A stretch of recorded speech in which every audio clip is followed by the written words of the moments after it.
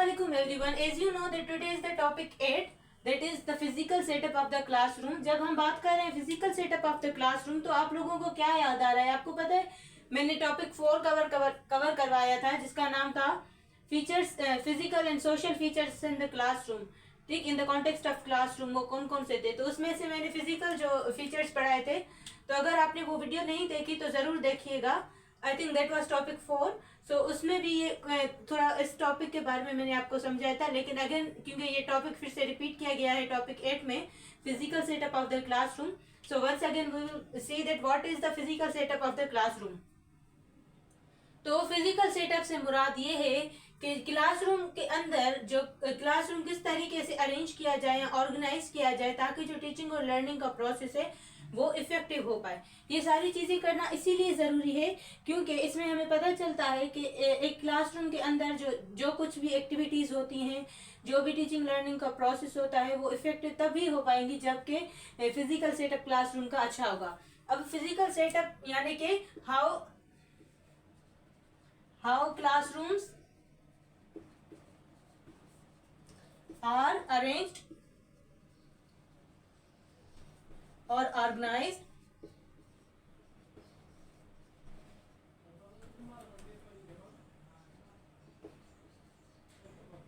for effective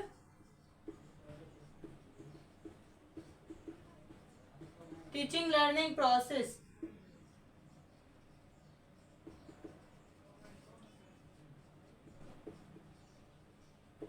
ठीक है, तो अब फिजिकल सेटअप में कुछ चीजें आती हैं जैसे कि first one is physical setup of the classroom, या फिर हम कहें कि क्लासरूम का जो है सीटिंग अरेंजमेंट कैसा है. ठीक है, सीटिंग अरेंजमेंट.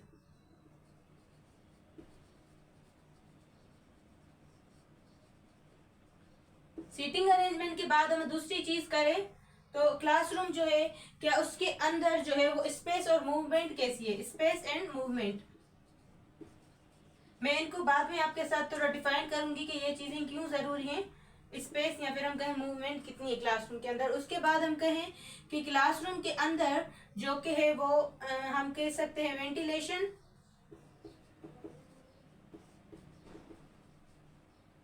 वेंटिलेशन या लाइटनिंग वो कितनी है. ठीक है, नेक्स्ट अगर हम कहें कि क्लासरूम का जो एनवायरनमेंट है क्या वो क्लीन है, क्या वो सेफ है, या वो किस तरीके का है. ठीक है, तो अगर हम बात करें सीटिंग अरेंजमेंट की तो क्लासरूम के अंदर जो सीटिंग अरेंजमेंट है वो डिपेंड करता है किस तरीके की लर्निंग एक्टिविटीज जो है वो करवाई जाती है. ठीक है, फॉर एग्जांपल अगर मैं कहूँ एक टीचर लेक्चर मेथड दे रही है तो लेक्चर मेथड हो या इंडिविजुअल लर्निंग हो तो फिर उसके लिए जो सीटिंग अरेंजमेंट रो या फिर जो कॉलम में होती है वो सही है. ठीक है, क्योंकि इसमें इंडिविजुअल लर्निंग होती है बच्चों की, या फिर जो है एक टीचर लेक्चर दे रही होती है तो बच्चे अपनी सीट्स पर बैठकर वो सुन रहे होते हैं. लेकिन अगर मैं बात करूं ग्रुप वर्क की या कोऑपरेटिव लर्निंग की तो कोऑपरेटिव लर्निंग में ऐसे ग्रुप्स बने, हर ग्रुप में 4-5 लोग हों तो उनके लिए सीटिंग अरेंजमेंट ऐसी होनी चाहिए. ठीक है, और अगर डिस्कशन मेथड हो तो डिस्कशन मेथड में एक सर्कल बन के उसमें 2, 5, 6, 7 लोग बैठ सकते हैं डिस्कशन के लिए. तो ये जो सीटिंग अरेंजमेंट है वो डिपेंड करती है कि किस तरीके की लर्निंग एक्टिविटीज जो है या टीचिंग एक्टिविटीज है या किस तरीके का टीचिंग मेथड जो है वो टीचर जो है क्लासरूम में टीच कर रही है. ठीक है, यहाँ पर टीचर का भी रोल ये है कि वो इंश्योर करे कि क्लासरूम का जो सीटिंग अरेंजमेंट है वो उनके लेसन प्लान या उनके टीचिंग मेथड से रिलेट करता हो. ठीक है, क्या होता है कि कुछ स्कूल ऐसे होते हैं जिनमें फिक्स्ड चेयर्स लगी हुई होती हैं तो उनमें कोई ऐसे डिस्कशन एक्टिविटीज या ग्रुप वर्क नहीं हो पाता. ठीक है, लेकिन कुछ ऐसे स्कूल्स भी होते हैं जहां पर इंडिविजुअली चेयर्स होती हैं तो वो मूव करने में आसानी होती है, वहां पर जल्दी में उनको डिस्प्लेस किया जाता है एक जगह से दूसरी जगह. ठीक है, उसके बाद है स्पेस या मूवमेंट. अब स्पेस या मूवमेंट की बात करें फिजिकल सेटअप में तो ये स्पेस या मूवमेंट जो है ये भी बहुत जरूरी है. वो इसलिए जरूरी है क्योंकि जब टीचर जो है क्लासरूम के अंदर पढ़ाएगी बच्चों को तो अगर अच्छा खासा स्पेस होगा तो टीचर क्या करेगी वो अच्छे से मूव कर पाएगी क्लासरूम के अंदर आगे पीछे. आपको याद हो एक वीडियो में मैंने आपको बताया था प्रोक्सिमिटी कंट्रोल क्या होता है कि टीचर जो है वो पूरे क्लासरूम के अंदर मूवमेंट करे और देखे कि बच्चे जो हैं वो अपना काम कर रहे हैं या नहीं कर रहे हैं, या दे आर डिस्ट्रक्टेड और नॉट. इसका मतलब कि स्पेस या मूवमेंट इसीलिए होना चाहिए ताकि teacher can monitor the students. Monitor the students, ठीक है। So a teacher can monitor the students, इसीलिए स्पेस या मूवमेंट जरूरी होता है, ठीक है। यहाँ प्रॉक्सिमिटी कंट्रोल के लिए भी स्पेस या मूवमेंट जरूरी होता है। उसके बाद आते हैं वेंटिलेशन या लाइटिंग। अब वेंटिलेशन या लाइटिंग, उसके बाद है वेंटिलेशन या लाइटनिंग। वो क्यों जरूरी होती है? वो इसीलिए जरूरी होती है, अब क्या है कि लाइटनिंग जो है क्लासरूम के अंदर दो किस्म की होनी चाहिए। एक तो आर्टिफिशियल जो लाइट बल्ब्स लगे हुए होते हैं,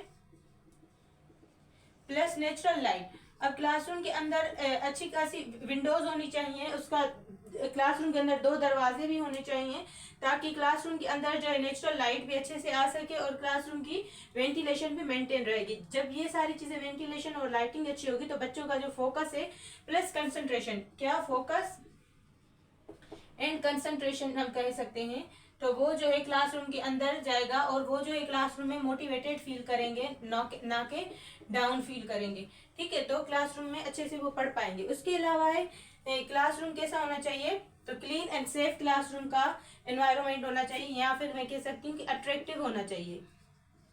अब इससे क्या मुराद कि क्लासरूम अगर साफ होगा, क्लासरूम के अंदर जो है डिफरेंट चार्ट्स लगे हुए होंगे, एक अट्रैक्टिव लुक देगा, तो बच्चों का जो है वहाँ पर ज्यादा फोकस रहेगा, अटेंशन रहेगी, मजा भी आएगा उनको क्लासरूम के बैठकर। मैं आपको दो सिनेरियोज दे रही हूँ। एक सिनेरियो ये है कि एक स्कूल है जिसमें बिल्कुल ओल्ड बिल्डिंग है, वहां पर मतलब बहुत डस्ट है, तो वहां पर बच्चों की ज्यादा एनरोलमेंट भी नहीं होगी, बच्चे को मजा भी नहीं आएगा, वो उनकी लर्निंग भी अच्छी नहीं हो पाएगी। लेकिन एक ऐसा क्लासरूम है जिसके अंदर अच्छे चार्ट्स लगे हुए हैं, पेंटिंग्स लगी हुई है क्लास में, तो बच्चे क्या करेंगे, बच्चे इंजॉय करेंगे, उनको मजा आएगा। एक क्लासरूम साफ होगा तो उनके लिए उनकी मतलब लर्निंग पे एक पॉजिटिव इम्पेक्ट आएगा। क्या आएगा? Positive impact. तो अगर क्लासरूम में चार्ट्स लगे हुए हैं, मतलब अगर मैं कहूँ कि क्लासरूम के अंदर चार्ट्स लगाए जाएं, अच्छे से कोई पेंटिंग्स हो या कुछ ऐसी चीजें जो क्लासरूम को एक सेफ टच दे, क्लीन दे, क्लासरूम को अट्रैक्टिव फील कराएं, तो ये सारी चीजें जो है फिजिकल सेटअप में आती है।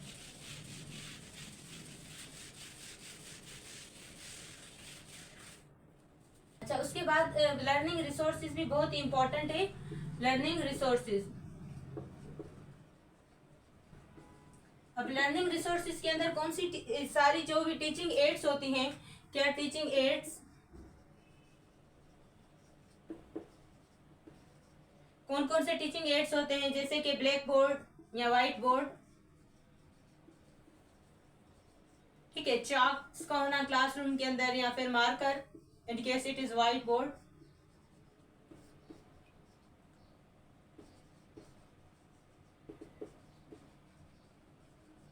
उसके अलावा क्लासरूम के अंदर टेक्नोलॉजी का होना, ठीक है। उसके अलावा डस्टर और दूसरे रिसोर्सेज जैसे कि chart papers, different learning activities जो भी होती है उनके लिए चार्ट पेपर्स भी रिक्वायर्ड होते हैं, मार्कर्स वगैरह बच्चों के लिए। तो ये सारे जो भी टीचिंग एड्स हैं ये भी जरूरी होते हैं फिजिकल सेटअप में, क्योंकि अगर ये सारी चीजें होंगी तो बच्चे जो है इंजॉय करेंगे टीचिंग लर्निंग को। टेक्नोलॉजी का आजकल तो बहुत ज्यादा यूज है, तो ये तो एलिमेंट कंपोनेंट बहुत ही जरूरी हो गया है हर स्कूल के लिए, ठीक है। तो ये सारी चीजें जो है मिलाकर फिजिकल सेटअप बनाती हैं क्लासरूम का, ठीक है। अगर आप लोगों को इनमें से कोई भी क्वेश्चन हो तो आप पूछ सकते हैं। अब हम पढ़ेंगे कि फिजिकल सेटअप का क्या इंपॉर्टेंस है और वो क्यों जरूरी है क्लासरूम के अंदर फिजिकल सेटअप होना, ठीक है।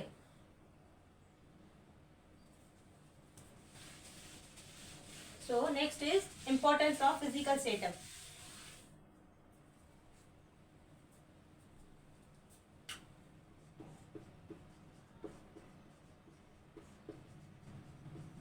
Importance of physical setup.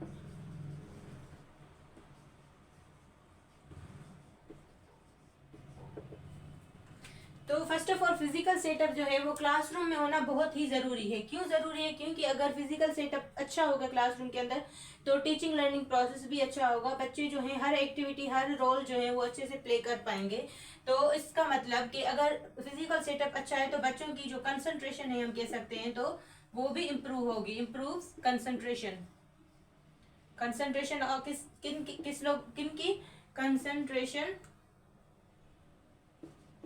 बच्चों की कंसंट्रेशन क्लासरूम के अंदर अच्छे से जाएगी, ठीक है, इम्प्रूव कंसंट्रेशन। उसके अलावा हम कहें तो अगर क्लासरूम के अंदर फिजिकल सेटअप अच्छा है, मतलब इसका मतलब चेयर्स अच्छे से लगी हुई हैं क्लासरूम के अंदर, वहां पर स्पेस मूवमेंट के लिए अच्छा है, तो वहां पर डिस्ट्रैक्शंस नहीं होगी, ठीक है। तो मैं कह सकती हूँ रिड्यूस डिस्ट्रैक्शन।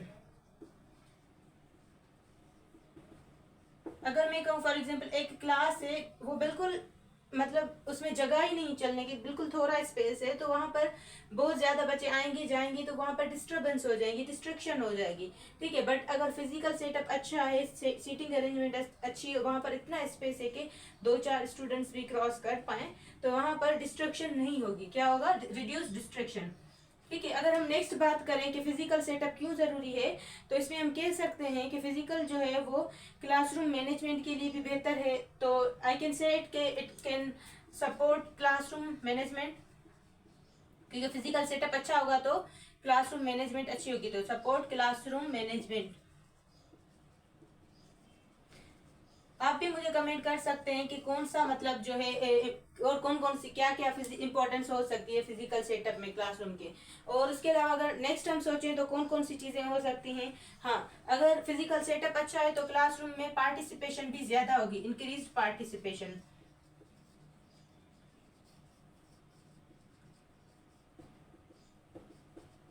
पार्टिसिपेशन भी ज्यादा होगी और बच्चे जो हैं वो मोटिवेटेड रहेंगे, मोटिवेशन टू लर्न।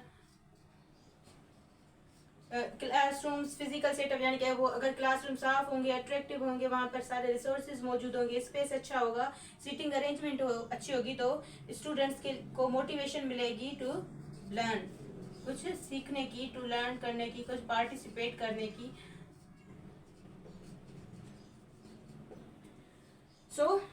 से कुछ इंपॉर्टेंस होती है सीटिंग अरेंजमेंट की। उसके अलावा अगर मैं कहूँ तो ये एक फिजिकल सेटअप इसलिए भी जरूरी होता है कि मैं कह सकती हूँ कि it helps to create a positive learning environment, positive learning environment बनता है अगर फिजिकल सेटअप अच्छा है।